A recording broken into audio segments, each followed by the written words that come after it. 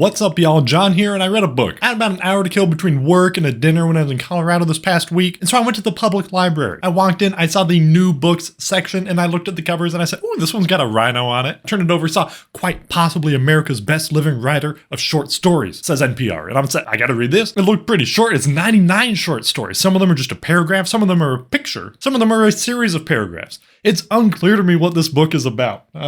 It was around story 10 that I was like, this is a lot about death and dying. Look at the rhino. This rhino's definitely dying. Whoops. Anyway, so it's concerning the future of souls. It's a genre-bending idea from Joy Williams, and it's all about what happens after we die. All these stories about death and dying. There's not a lot of through lines. There are some through lines. It's about the devil talking to Azrael. Is that the name? They keep coming up. Azrael's got all these eyes and stuff. Some of it's funny. Most of it's sad. Ooh, don't read this. Trigger warning for like anything about death and dying, obviously. About old people, young people, infants, everything in between, animals. There's a through line of drinking. Some of the stories are just diagrams. A lot of them are repurposed from other sources or books. Some of them refer to the Bible a lot. A lot of biblical and religious references here. One of the stories was actually about tetrachromacy, where you have a way of seeing 4 independent channels for conveying color information. And I thought this was really cool because I'm reading a different book, An Immense World by Ed Yong. And in that book, they also talk about that. Isn't that amazing? Lots of animals see different things. This is really just me, when you learn about something, you hear it again. The Dunning-Kruger effect or the Bernie Madoff effect or whatever the hell that is. You know what I'm talking about. As I was just busting out these stories, reading them in the public library because it's free. And somewhere in the middle of this was a little pamphlet